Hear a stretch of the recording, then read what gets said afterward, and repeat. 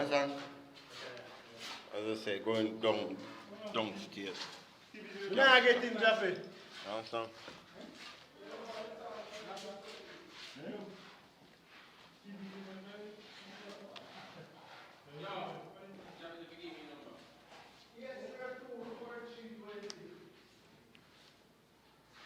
This is like a room, this is a kitchen. Hi everyone, welcome back to my channel. Thank you so much for joining me on this video. Hope you're all doing well today. Thank you for the support. Please continue to like, share, and of course, we appreciate you subscribing to the channel. Thanks again. So we're going to go right into the video and I'll be talking about substandard concrete blocks, right? Because those have been a concern for a number of years. I went as far back into the news as 2015, and this is from the Radio Jamaica News, and it says that this is in December of 2015. Many local cement blocks of inferior quality, says the Bureau of Standards. So apparently the Bureau of Standards did an inspection, and the results of that inspection was that island-wide, more than 200 block makers over the past 3 months revealed that the inspection that they did with more than 200 block makers in Jamaica, it revealed that 8 out of 10 blocks were substandard. That's a very high percentage. So 80% we're talking about. In that, a high percentage were of inferior hollow concrete blocks. So there's also a high substandard level with the hollow concrete blocks as well, because there's other blocks, I think. So in that, a high percentage were inferior hollow concrete blocks. President of the Block Makers Association, BMA, of Jamaica, Delaware Christie, declared the finding was a cause for concern, especially as it relates to building safety. So it is more than a cause for concern, because it simply means that if there is a earthquake or another natural disaster, then that building structure more than likely may fail, right? And you would be risking your lives and also limb, right? If you're not in a solid structure, something that can withstand earthquake shocks and all of that. You have to bear in mind that when Mother Nature rises, then sometimes there's nothing you can do. No matter what building materials you use, it may go down, right? So look at Port Royal, look at Kingston in 1907, and of course Port Royal in the 1692, right? That the earthquake came in Port Royal, and it crumbled. Most of those buildings came down, and those were the red bricks, and those are pretty. They said they last for 300 years, right? Fast forward to 2022, there was another report in the Gleaner, and it stated poor quality building blocks, high percentage of substandard products on the market, and this is a public safety concern.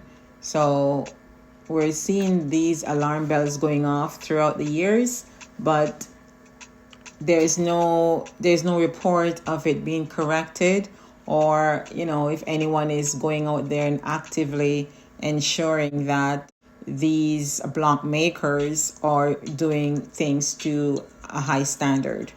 So, there's been a lot of complaints over the years, but we don't see anything like anything really being done about it. It says a 2022 internal assessment at the agency mandated to protect Jamaicans from substandard products.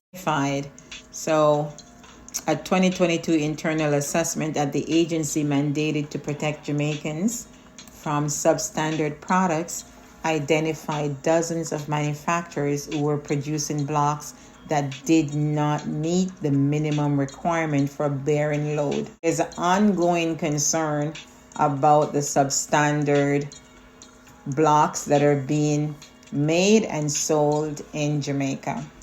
People are being juggled back and forth between agencies. No one is really stepping up to the plate to take full responsibility for this. So it says the Jamaica Manufacturers and Exporters Association is calling for an intervention of the Industry Minister Auburn Hill as a government regulator remains silent and what it has done with information received last July identifying dozens of producers of substandard building blocks. So that is a concern.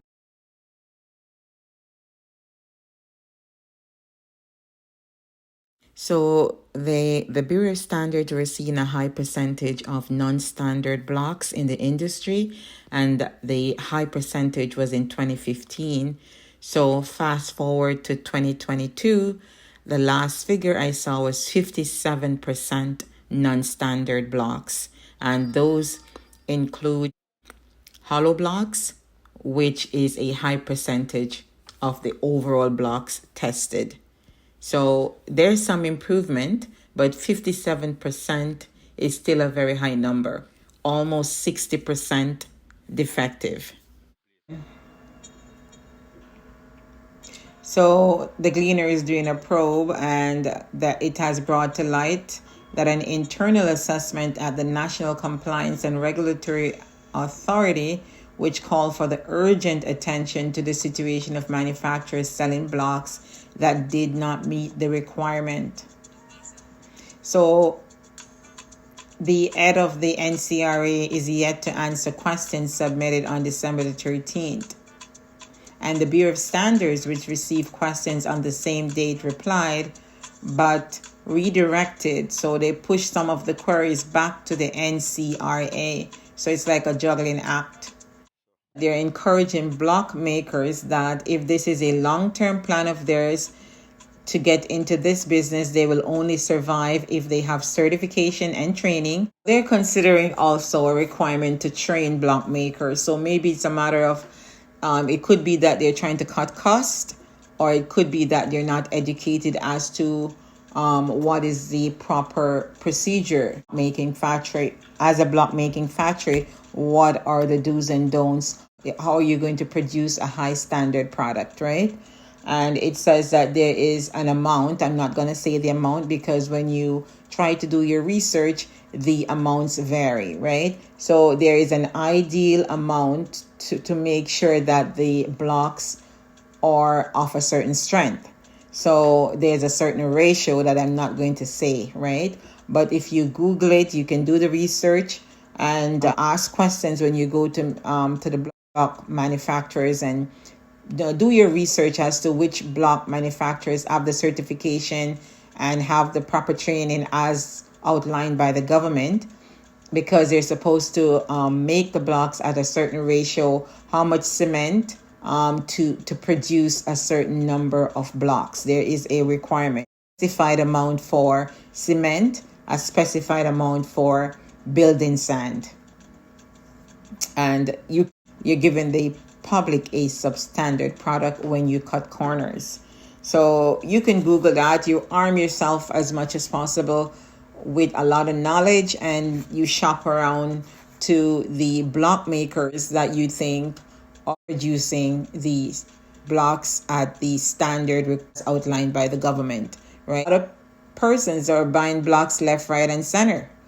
So what if something happens and they cost lives and all that? Then is it a matter of they will be responsible for that, or what? Because if it's a substandard product, then they should be responsible. There was a shortage in 2022 of cement blocks, and that has put some undue pressure on of the cement blocks. So they're wondering if they're going to be cutting corners as to keep up with that supply, right? A lot of construction had to be stopped because there was not sufficient blocks on the market, right? The demand was higher than the supply. The Bureau of Standards go in and they do the testing, and if if they're testing and there's a high percentage of products that are not working, then they should make other steps. They should either shut down that factory or give them a certain time to comply. Like no other product should be being pushed out until they comply with the regulations. It is not wise to go to small operators or making blocks because they're not regularized, right? They're not being monitored by the government. A lot of them do not have licenses to produce building blocks. They're just operating on the side to make a quick buck, but they don't have the knowledge, the requirements, and all of that it takes, the training to produce a high quality product. So on the part of the consumer as well, because they are looking to like save money, they may go to someone who is operating a small business of making building blocks and buy substandard blocks. So they're saying that, you should not be tempted to buy from informal companies that have not been certified by the Bureau of Standards at cost and availability, right? If they can get it around the corner, they may go there and buy it. And then the cost may be a little cheaper. And of course, they're trying to save money as well. NCRA internal assessment examined samples of concrete hollow blocks. That's the one with the holes in them for the period from February to June of 2022. It was finalized in July of that year. So all the examination and assessment was done last year from a total of 136 samples taken from 109 block manufacturers across 12 parishes. Only 59 samples met the required minimum compressive strength, returning a non-compliance level of 57%. That is high, and this was only 2022, right? So the blocks were tested for physical characteristics such as the length, the height, the compressive strength based on Jamaica standard specifications for hollow concrete blocks. Without going too much into detail, there is an acceptable compressive strength for the blocks. So they have to perform under a certain amount of force, right? So, I don't want to get into too much details with that, but if they're not performing at that level, then they're going to be deemed non-standard. People are currently buying these blocks thinking that they are getting a strong product, a high quality product, a product that will perform when it's called upon to perform. Take the steps necessary to make sure that you are protected whenever you're building a home. And of course, again, do your research, check things, find out which manufacturers are certified and licensed by the Bureau of Standards to operate. You could get a list of the manufacturers that passed that test, and you would only support those ones that passed the test. And you have to make sure that you're protected, right? In an event of a natural disaster, we can only do so much. You know that in a natural disaster, no matter what you do, sometimes it's out of your control. On the Bureau of Standard website and find out which manufacturers are actually making the products at very high standard and that these products have been approved by the Bureau of Standards. So I did a video regarding the freeform bricks about a week ago, and I just wanted to follow up on that video. They do use cement to reinforce the freeform bricks. So I'm going to let you watch a short video just showing you how it's done.